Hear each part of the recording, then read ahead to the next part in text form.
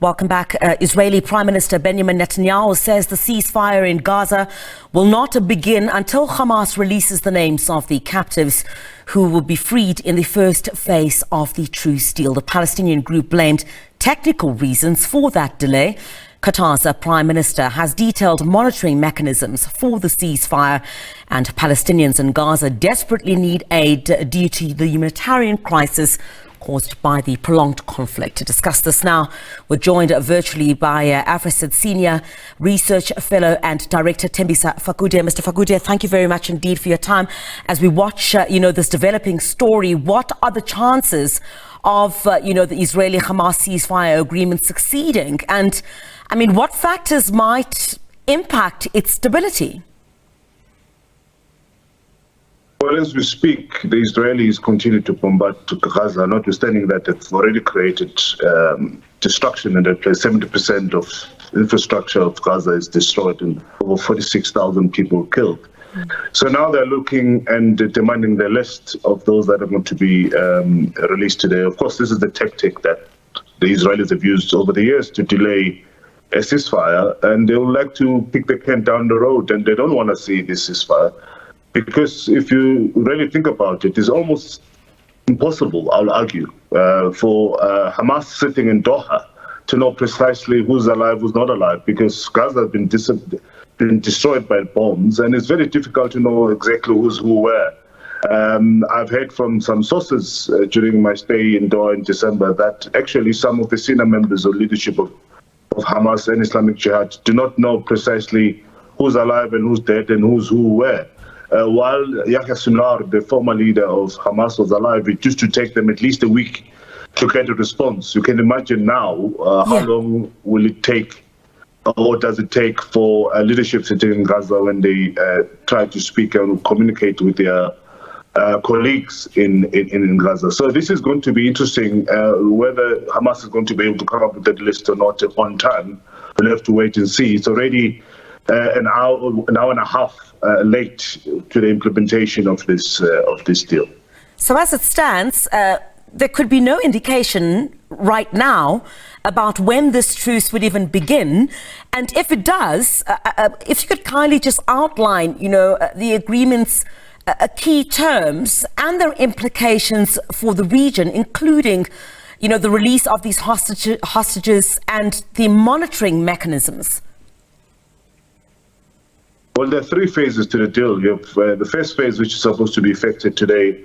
It involves the release of hostages, but 34 of them were supposed to be released, but there's a smaller number that was initially going to be released. Then Israel was going to release about 90 or so prisoners of Palestinian prisoners. The corridors to Gaza, that was going to allow about 600 trucks with aid to come to Gaza, which is desperately needed. That's what's going to be happening. And there was going to be a ceasefire. Now that we have this situation, then we don't know what's going to be happening, whether the first phase, which is supposed to last for about 6 weeks, is going to even see the 6 weeks before the second phase kicks in. We don't know yet. But there is certainly unwillingness from the Israelis. We've seen them dragging their feet from Thursday until today in terms of implementing this deal. We have Itamar Ben-Gvir, who was the Minister of Security in that country, resigning because of this deal. There are a lot of people, particularly the right wing, who are against this deal. So the government of Israel, including Benjamin Netanyahu, are not really keen on this, and they don't want to see the ceasefire. They just want to see the release of hostages. So it's a very weak deal in terms of support from at least the Benjamin Netanyahu and his government. But for the Palestinians, of course, this is the only hope they have now. And I think with Donald Trump, we might just see the implementation, but it's going to be very, very difficult to avoid any violation of this deal, particularly by the Israelis. Yeah, and how do you see the role of Qatar's Prime Minister in brokering the ceasefire?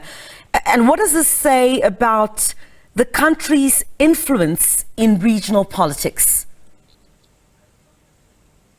Well, Qatar has been involved everywhere, including in Sudan.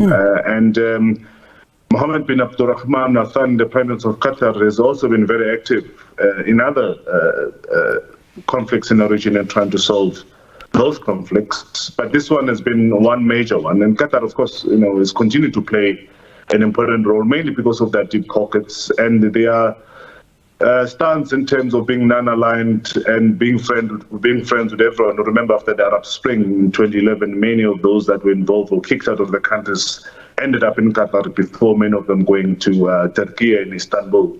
So Qatar is known for that, pushing for peace and stability in the region. And one hopes, of course, that this time around they will succeed in convincing not only the Israelis but also the Hamas to reach this deal and making sure that they see through to phase number 3. And I think without the support of the United States, Egypt and others in the region, including Saudi Arabia, I don't think the Qataris would have been able to reach this point. But you cannot write off their influence in the region and their role that they continue to play in trying to bring stability in the region. Yeah, and after what we've witnessed for such a long time now, what would the potential economic and humanitarian benefits for a ceasefire for Palestinians in Gaza mean, and how can the international community support those efforts? Well, it's going to take, some people say it's going to take decades to get things working back again in Gaza. There's a huge destruction in Gaza. Infrastructure alone need to take a very long time to rekindle the economic activities in that country, let alone rebuilding Gaza. You're also going to have a situation, of course, of people returning to their homes, particularly those that have been displaced. Yeah. And many people forget that Gaza is a refugee camp. Many people who are in Gaza are refugees. So this is the second forceful removal of people. It happened in 1948 and in 1967. Those are in Gaza come from West Bank and what is now known as Israel. So they have to be resettled. And I don't think any one of them at the moment is talking about economic activity except just, a level of survival and subsistence economics of selling bread on the streets. But it's going to take a very long time. Importantly as well is that even if they open these borders, one wonders whether countries such as Egypt, that has been part and parcel of this problem, by the way, notwithstanding that this time around they're negotiating. Yeah. But the Egyptians have also been suffocating the Palestinians, and they are one country that has a border with Palestine and Gaza that can allow the people of Gaza to move up and down. And I hope that this time around they'll be willing to allow the Palestinians to travel to and fro into Gaza in terms of goods and services.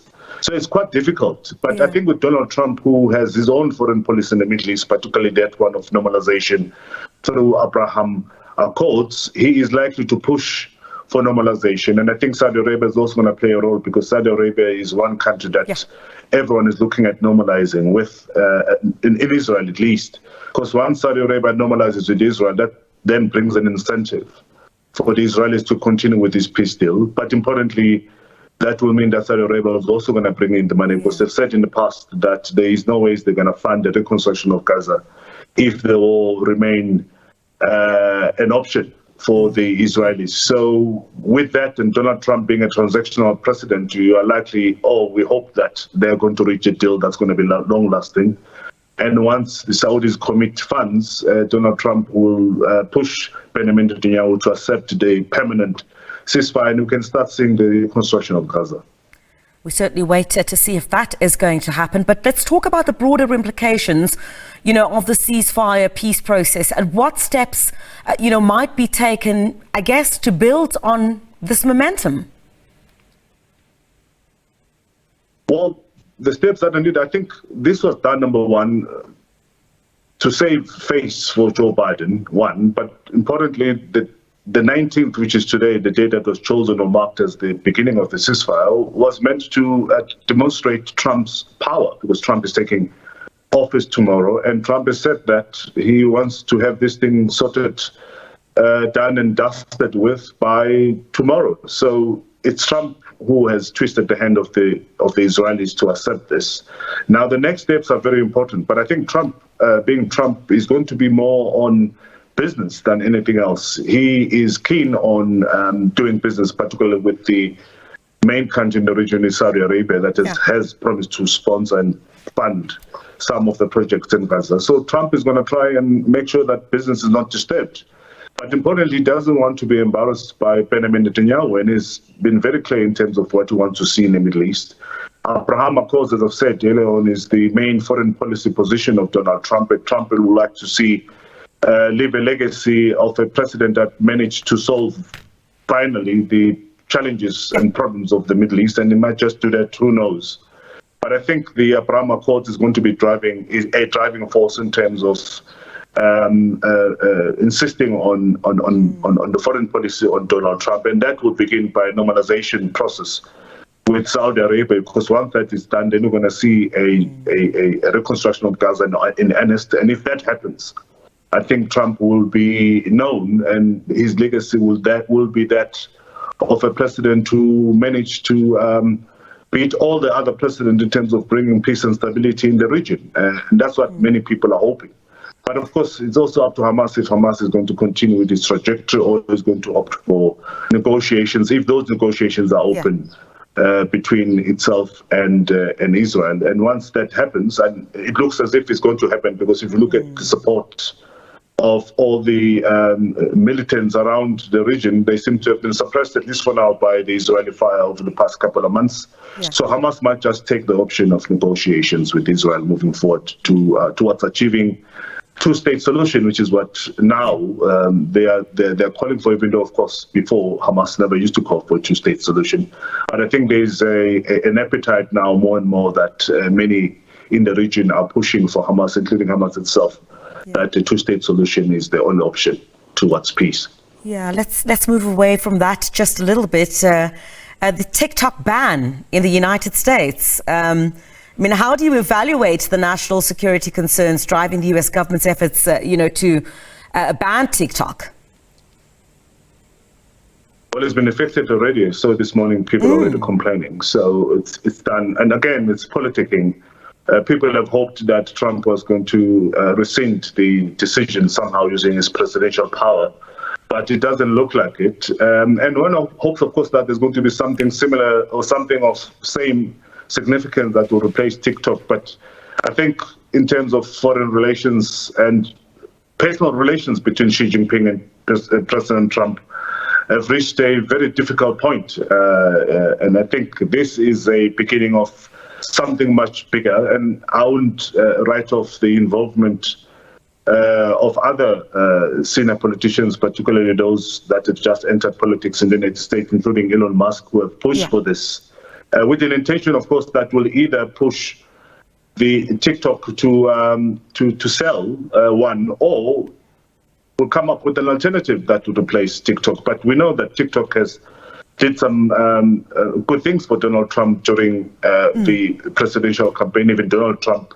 admitted that TikTok did help him in a way. We've seen him in a number of videos, TikTok videos, and Donald Trump is the kind of a person that whenever or when he doesn't like something, will stay away from it. But this time around, at least during the presidential elections, we saw Donald Trump being featured on TikTok, and his indication was that he was going to try and come up with a solution to keep TikTok operating in the United States. But surprisingly, a couple of hours ago, we've seen TikTok being shut off, and people can't actually access TikTok at the moment.